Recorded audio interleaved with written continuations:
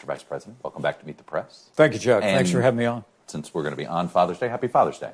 And happy Father's Day to you. Obviously, we're taping this a couple days early. Let me start with the massive news of the week. You've read this indictment. The allegations are true, and it's proven in a court of law. Do you think the former president should be convicted? Well, first, let me begin with the news in our life, Chuck. You know, a week and a half ago, my wife and I announced to the country what we had concluded after spending more than 2 years in prayer and in deliberation, and that is I'm running for president of the United States. Because I think this country's in a lot of trouble.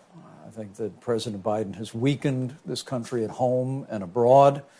Virtually every crisis that we are facing in this country today has been literally a result of the decisions made by this president and by Democrats in the Congress of the United States. And while it might have been easy for us to sit on the sidelines, that's not how I was raised.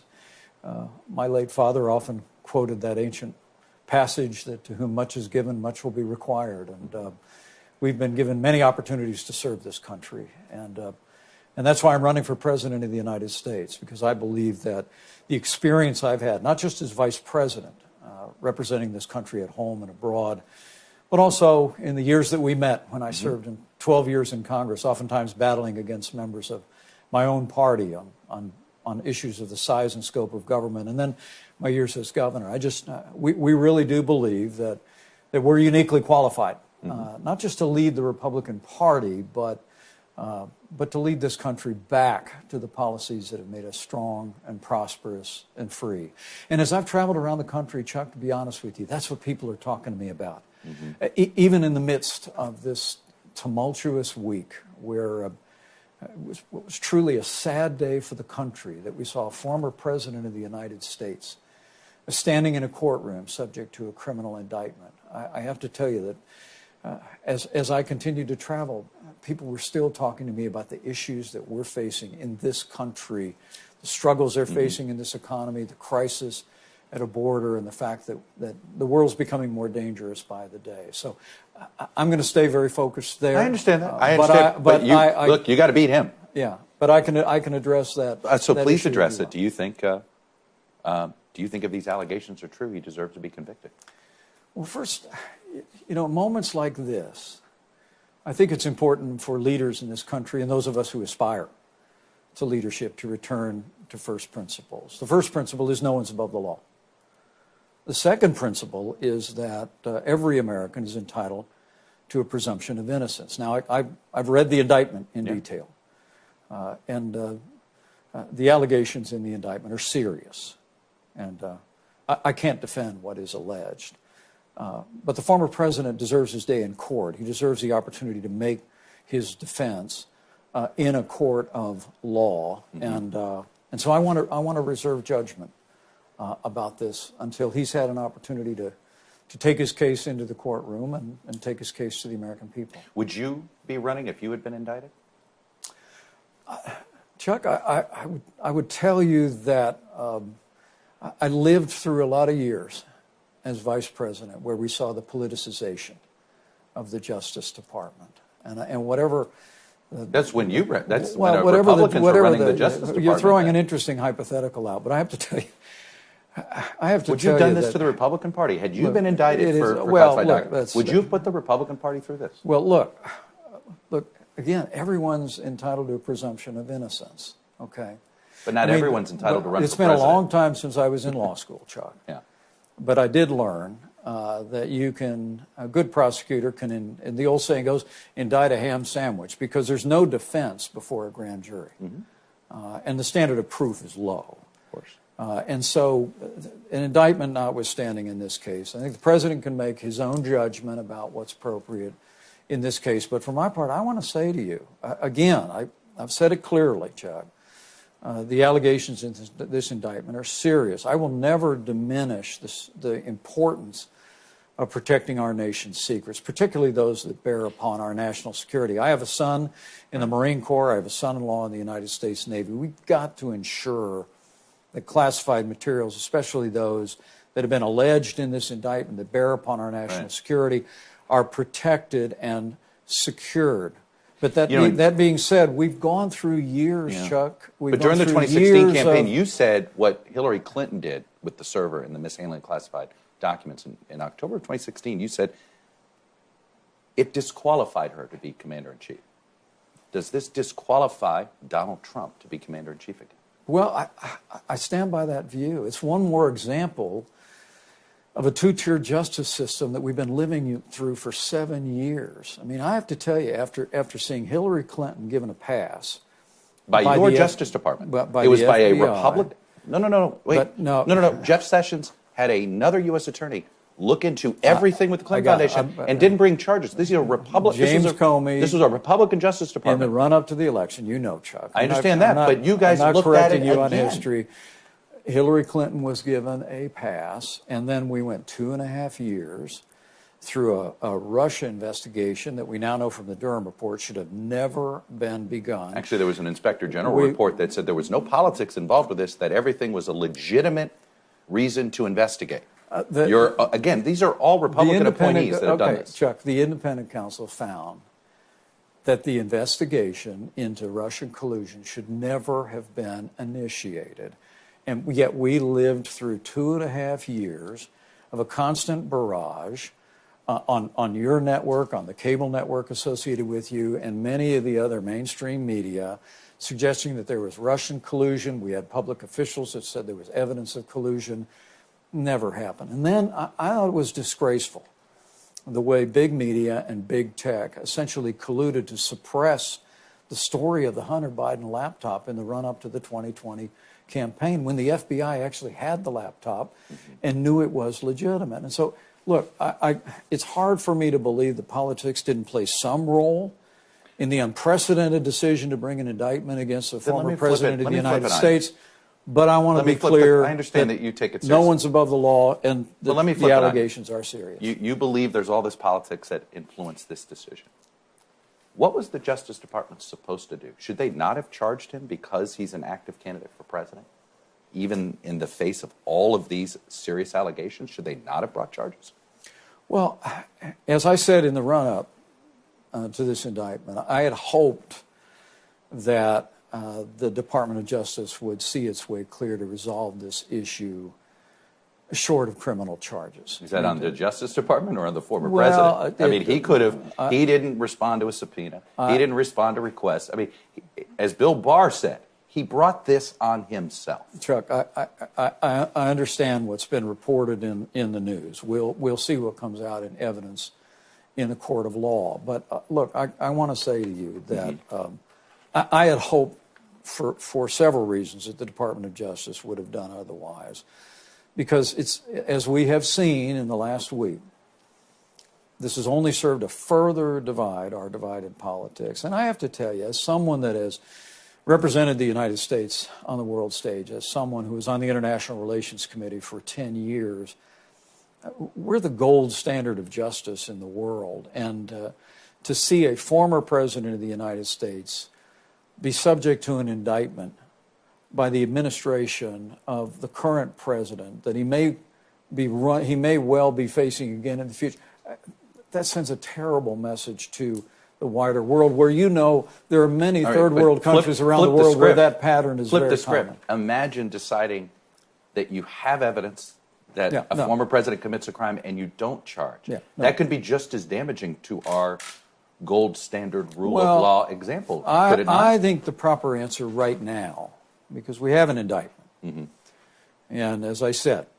the allegations are serious, and the proper approach now is for equal treatment under the law. The Department of Justice, I would like to see bring equal vigor to the investigation into allegations around Hunter Biden. We have investigations swirling around Hunter Biden. How do you know that they're not doing that right now? Well, I want to see them come forward. There's a U.S. attorney in Delaware that's been looking into this for quite some time. That would reflect their commitment to equal treatment under the law. And frankly, the fact that that President Biden was found to have had classified documents dating all the way back, not just to his years as vice president, but to his years in the United States Senate, I would like to see the Department of Justice moving forward They have vigorously a with that special. He investigation. appointed a special counsel. That's equal treatment under the law. So you approve of what Garland did by having a special counsel look into the president? Well, we'll see what happens, Chuck. I mean, the American people. Give me your definition of equal treatment. The American people have seen treatment. so far that the former president has been subject to an There's a indictment. difference between equal treatment and equal outcome. There is a Are you looking for perception, an Chuck, equal outcome or equal treatment? Do you Chuck, get my point? I get your point, and I think I'm being very clear on this. I think the American people would like to see evidence that we don't have a two-tiered system of justice. 7 years, it appears as though Democrats get one level of treatment, and Republicans, especially those of us in the Trump-Pence administration, get another. But, and Mr. Vice the American people people want to see action by the Department of Justice that proves to them or starts to prove to them that that's not the case. Did the I got to tell you, bar Justice Department politicize things in favor of the Democrats? Is that your allegation, that in 4 of the 7 years you're describing, that the Justice Department that was run by former Republican Senator Jeff Sessions, 2-time Republican Attorney General Bill Barr, was politicizing the Justice Department in favor of Democrats? What I'm saying to you is that we now know that the Russia collusion investigation should have never been begun. 2.5 years put the country through. Inspector General never said that. In the days following that, under the Biden administration now, we've literally seen the Justice Department targeting parents going to school board meetings. We've seen the Justice Department targeting pro-life activists. And I have to tell you, Chuck, I'm still waiting for the rash of prosecutions of people involved in the BLM riots from the summer of 2020. I mean, where is the equal treatment under the law as evidence of the fact that people are being brought into court, being held for having caused billions of dollars in damage in hundreds of riots throughout the summer of 2020? Look, clearly the American people, or I would tell you among Republicans, vast majority of Republicans have lost confidence in the Department of Justice. And if I'm elected president of the United States, I've said on day one we're going to clean house at the highest levels of the Department of Justice, talked and about we're firing going to Christopher find Wray on day men one. and women of Let me ask you this. integrity What's who are respected on both sides of the aisle, who will restore confidence in the rule of law. Christopher Wray is a Trump appointee. What makes him so a person that runs a politicized FBI? I mean, this is where I understand the accusation, but the facts don't feel like they fit the accusation. All I'm telling you is the reality today. And I appreciate the service of everybody serving on the top floor of the Department of Justice, but they've lost the confidence of the majority of the American people. And we've just got to restore Should presidents stop appointing attorneys in the general? rule of law. Should it be done a different way? Do you think the president appoints the attorney general?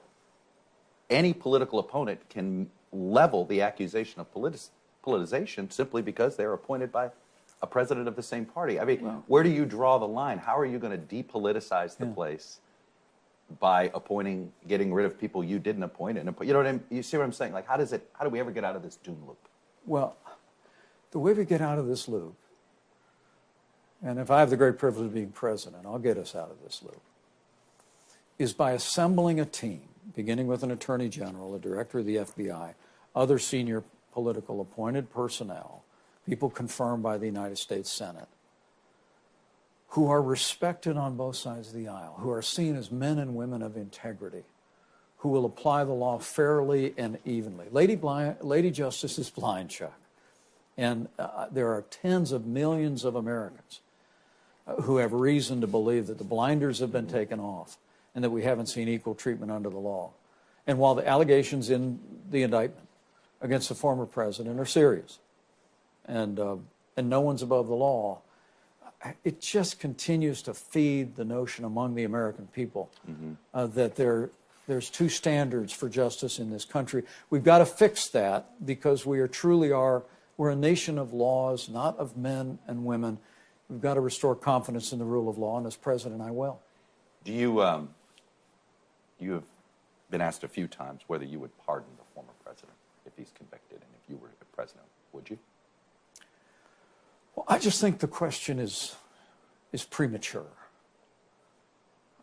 I mean, honestly, Chuck, I've pardoned people who were found guilty of a crime. What is was your bar? governor of What was Indiana. your bar for a pardon? Well, let me say first and foremost, I don't know why some of my competitors in the Republican primary presume the president will be found guilty. Look, all we know is what the president has been accused of in the indictment. We don't know what his defense is. We don't know if this will even go to trial. It could be subject to a motion to dismiss. We don't know what the verdict will be of the jury. We don't know the result of an appeal. So I think, look, the President of the United States takes an oath to support and defend the Constitution of the United States. And as I said in my announcement, I'll always choose the Constitution. But the oath the President takes also requires him to see that the laws are faithfully executed. That means respecting the Article III courts in this country. I think we need to let the courts do their job and let this case work its way through our judicial system. And if I have the great privilege of being President of the United States, as I did when I was a governor, we would evaluate any request for pardon for any American. If you were President Biden, would you pardon him right now? I just think this whole matter is incredibly divisive for the country. Look, I just think at the end of the day, it is saddening to me that we are now in this moment for two reasons. Number one is look, President Trump was my friend. You said in past tense. Well, we worked together very closely for 4 years. I'm incredibly proud of the record of the Trump-Pence administration. Some in this primary have taken to criticizing the record of our administration. But I'm proud of everything we accomplished for the American people. We left America stronger, more prosperous than ever before. Obviously, as you and I have talked in great detail, it did not end well. As I said in my announcement speech, the American people deserve to know that on that tragic day of January 6th, President Trump asked me to choose him over the Constitution. And I chose the Constitution, and I always will. I had no right to overturn the election. Isn't this your way of saying he's not qualified to be president? Because he did not, because to put it in somebody else's words, I think it was Liz Cheney that says, you have to choose between the Constitution and supporting him. You chose the Constitution. Is that what he's demanding? Well, look, President Trump was wrong then, he's wrong now. He's continued to say that I had the right to overturn the election. I had no right to overturn the election, and Kamala Harris will have no right to overturn the election when we beat her in 2024. I mean, look, the role of the Congress and the role of the Vice President on that day is to open and count electoral votes, no more, no less. And I'll always believe, by God's grace, that I did my duty that day. But let me say, with regard to going forward, I'm running for President of the United States because I believe our party and our country need new leadership. I mean, look. If it wasn't for Jan, let me ask you this. Would you be running against Donald Trump if he did not ask you to violate your oath? Had he accepted the results of the election, and now he's running again without that, would you still be challenging him? I would leave that to historians to speculate about, Chuck. I would tell you, at the end of the day, he did. And, you know, I always hoped he had come around on this. As I said recently, I hope. Sounds like had he come around, you might not be running. Look, let me explain to you. I always hoped he had come around on this issue. Yeah. Because I believe no one who puts himself over the Constitution should ever be President of the United States. And I had hoped that President Trump would eventually see that he'd been misled by the so-called legal experts that had advised him wrongly about the role that he thought I had and still thinks I had that day. But also, I would honestly tell you, Chuck, we have other differences other than that day. I spoke about it in my announcement speech. I mean, it's not just looking at the past, but it's the direction of the country, the direction of the Republican Party in the future. I mean, I'm pro-life. I don't apologize for it. But after leading the most pro-life administration in American history, and now my former running mate has taken to calling some pro-life bills at the state level too harsh, and You he thought actually the 6 week, he called the actually 6 week bill in blamed- Florida too harsh. You disagree with him? I do. Yeah. But he also blamed electoral losses in 2022 on overturning Roe versus Wade. Look, I think that the cause of life has been the animating force of the conservative movement in the Republican What do Party you think for 50 2022 years. was about? Was it more about Donald Trump's, or was it more about abortion? Chuck, look, candidates that focused on the future, candidates that focused on the challenges facing the American people in 2022 did very well. Candidates that were focused on the past, were focused on relitigating the past, did not do well, even where we should have. But that's not the only differences on the right to life. Two other issues that I spoke about in my announcement. And I remember you saying a few weeks back that you always pay attention to announcement speeches. Because you know that the candidate probably wrote every word. I know it's the one case. This one. That's right. I believe it. Two other issues that I think bear upon the life of the nation of great consequence, where the president and I have parted ways. Because look, in 2016, Donald Trump promised to govern as a conservative. And I'm proud to say that we did for 4 years under the Trump-Pence administration. But he makes no such promise today. Not only has he been walking away from a clear commitment to the right to life, but look, we have a national debt the size of our nation's economy. Joe Biden's policy is insolvency. He won't even talk about the 70% of the federal budget that represents entitlements that's driving that debt. Does President Trump want to talk about it? Donald Trump's position on the national debt is identical to Joe Biden's. And to me, the Republican Party has to be the party of growth and fiscal responsibility and reform. I think we owe it to those kids of mine and yours, to my granddaughters, to square our shoulders and be straight with the American people about the magnitude of this national debt. I admire you on this issue, but you realize it's an unpopular issue. The reason, Donald Trump takes entitlements off the table because it attracted more voters in Pennsylvania, Wisconsin, and Iowa. Look, I get it. But I think the fact that Joe Biden came into office, spent $2 trillion in completely unnecessary spending, and ignited the worst inflation in 40 years, the American people are onto it. That as the government racks up debt, the cost of living is going up in this country. It's affecting their family budgets. And I think they're ready for a serious conversation that says, look, we can preserve and protect Social Security and Medicare for people that are in retirement and who will retire in the next 25 years. But for younger Americans, to turn us away from that debt crisis that they're facing, we've got to bring forward common sense and compassion. You raise the retirement age for people I think 25 all years. these issues for younger Americans are on the table, including allowing younger Americans to invest a portion of their payroll tax in a personal savings account. I say take a New Deal program, make it a better deal, give them a better rate of return than they have in the government. You realize program. the politics of this has never worked. Every time someone's proposed, whether it was George W. Bush, I'm just saying, why do you think the public's ready this time to listen on this? Well, I think it's because they know the country's in a lot of trouble. We have a debt the size of our nation's economy for the first time since World War II. And inflation's gone up 16% in the last 2.5 years. It's crushing the family budgets of millions of Americans, 2/3 of which are living paycheck to paycheck. They're starting, in my judgment, to understand that as government racks up debt, their inflation is happening and it's crushing the purchasing power of Americans. So you've got to reform it. Last issue, though, where there's a difference, Chuck, if I may. Sir. And that's about America's place in the world. Look, I think America's the leader of the free world. We're the arsenal of democracy. Under our administration, we made the largest increase in investment in our national defense in 40 years.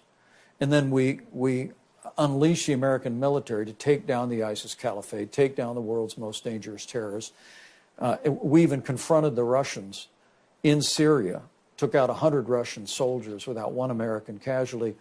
And Russia never even attempted to redraw international lines by force during our administration. We did peace through strength. Now, my former running mate, seeing war raging in Eastern Europe, is signaling an ambiguous message, not even able to say who he would prefer to see win the war in Ukraine. Well, I think the United States needs to stand by the courageous fighters in Ukraine, give them the resources more quickly than Joe Biden has to take the fight to the Russians and repel this invasion. What do you tell your former colleagues in the House Republican Conference who don't share this view? Well, look, I respectfully disagree. Ronald Reagan in 1985 coined what came to be known as the Reagan Doctrine. That was, if you're willing to fight the communists in your country, we'll give you the tools to fight them there so we don't have to fight them here. I mean, Joe Biden has done such a terrible job explaining the importance of repelling the Russian invasion and supporting the military in Ukraine. And he's been delivering the equipment slowly. He promised 33 Abrams tanks in January. They're still not there yet. And they're continuing to drag their feet on aircraft. But look, our national interest there. It's half your party that doesn't want, that it doesn't even want what he's been sending over. Yeah, well, it's number one, it's not half. And number two, the House Republicans. Look, I think the skepticism about support for the military in Ukraine is more a reflection of a lack of confidence in Joe Biden as commander-in-chief than it is any other issue. What this is going to take, Trump out there also feeling what this is going to take is leadership, having a president that says to the American people, look, it is in our national interest to see the Russian military repelled from Ukraine. Not for, Joe Biden talks about glossy goals of democracy. No. Yeah. I mean, look, if Russia overruns Ukraine, I predict you it would not be too long before the Russian army crossed the border where our men and women in uniform would have to go and fight. Poland. By crossing into a NATO ally. Poland, Estonia, Latvia, Lithuania, Chuck. And I also believe that by giving Ukraine the ability to repel the Russian invasion, we will send a deafening message to China that the wider world will not tolerate them using force to redraw international lines in Taiwan or anywhere in the Asia Pacific. For the sake of the campaign, do Americans deserve a verdict in Trump's case before the polls, before the election? Well, I expect they'll get it.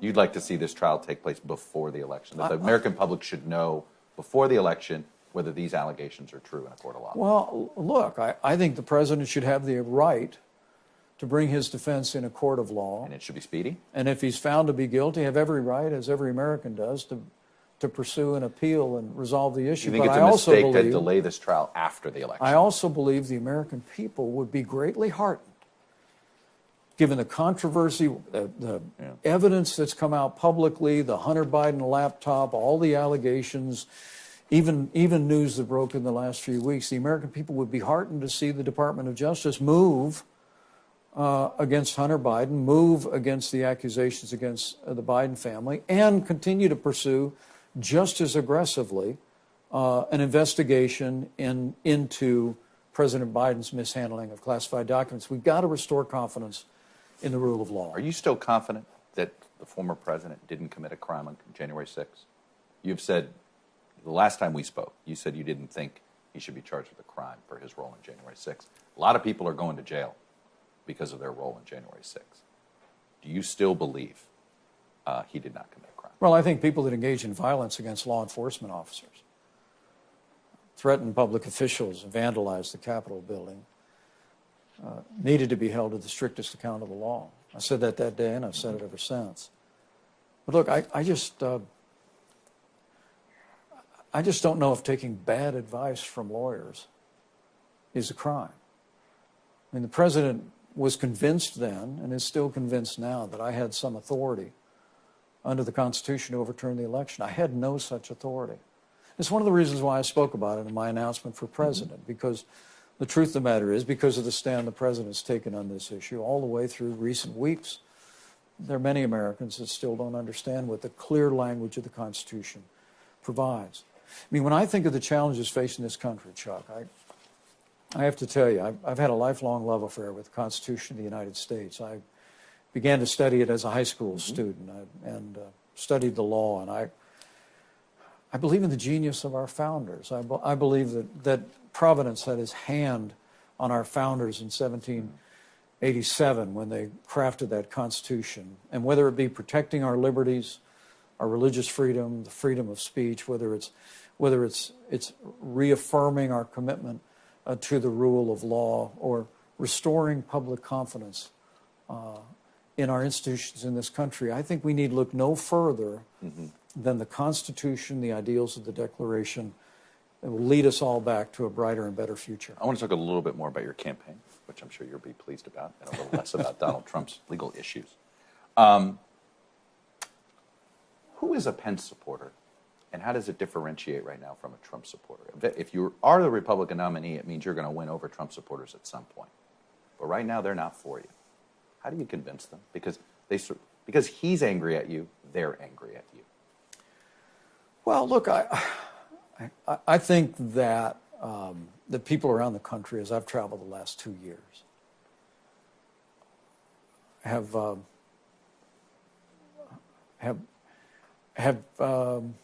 in the main, very humbling views about me and my family. I mean, I've been stopped in airports and grocery stores and gas stations by Americans of every political persuasion who thanked me for my service to the country. How many more wearing MAGA hats when they and particularly thanked me for the stand that I took on that tragic day. But are people that wear MAGA hats doing that Look, to you? I know the people in our movement, and I can honestly tell you that they're some of the best people in this country. They love America, and they love our Constitution. And I have every confidence as we carry our campaign forward, and we articulate not only the way we kept faith with the Constitution on one day, but our determination to lead our party on that broad conservative agenda that's delivered not just great victories for the Republican Party, but for the American people over the last 50 years. I have every confidence that this party will come together after a good and vigorous primary, and will deliver a great victory in 2024. You're going to appear tomorrow, this weekend. We're doing this a little bit before Sunday with Pastor Robert Jeffers, the First Baptist megachurch in Dallas. He's basically said this primary is over, and he's now for the former president. What are you going to say to him to convince him to keep his powder dry? Well, Pastor Jeffers is a close personal friend, and he's entitled to his opinion. But I think he gives voice to the frustration and really the sadness that tens of millions of Americans feel in the wake of the events of this past week.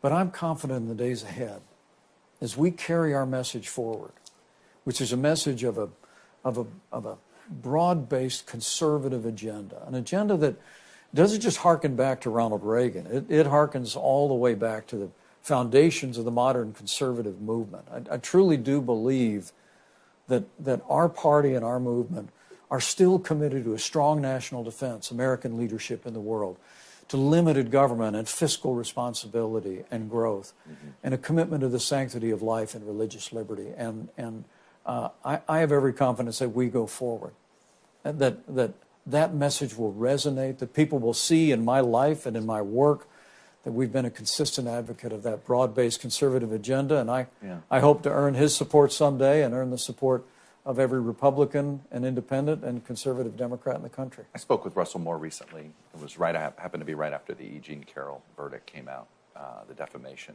where the former president was found liable of defamation. And he was very disturbed that the former president's character doesn't seem to matter to evangelical voters now. Why do you think that is?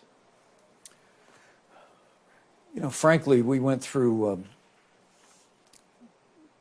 8 years under President Barack Obama, where people that hold traditional values, people that cherish religious liberty, people that believe in the conservative agenda, felt put upon one after another. We saw the slowest economic recovery since the Great Depression, and Donald Trump stepped forward and he gave voice to that frustration. I was proud to run with him in 2016, proud to deliver for the American people for 4 years. But now here we are again. And under President Joe Biden, there's not only the failures abroad, the disastrous withdrawal from Afghanistan, the policies at home that have launched the worst inflation in 40 years, a crisis on our southern border, but also, Chuck, what people feel is a steady assault on their liberties and their values. All of that, I think, is continuing to focus the mind of traditional conservative Americans, including people of strong religious convictions, that we have to win this country back. I understand the affection for my former running mate. I understand the bias to you that. understand But why people of faith look to him and his behavior as something to rally around? Look, we couldn't take 8 years of Hillary Clinton after 8 years of Barack Obama, and Christian and evangelical voters, me included, saw in Donald Trump a champion who could carry that forward. But look, I think different times call for different leadership, and I have to tell you, my campaign's only about a week old, Chuck. Okay. But we're getting a lot of encouragement around the country. We're going to carry a message of who we are as a family. We're going to carry a message of our faith, our convictions. We're going to talk about our experience.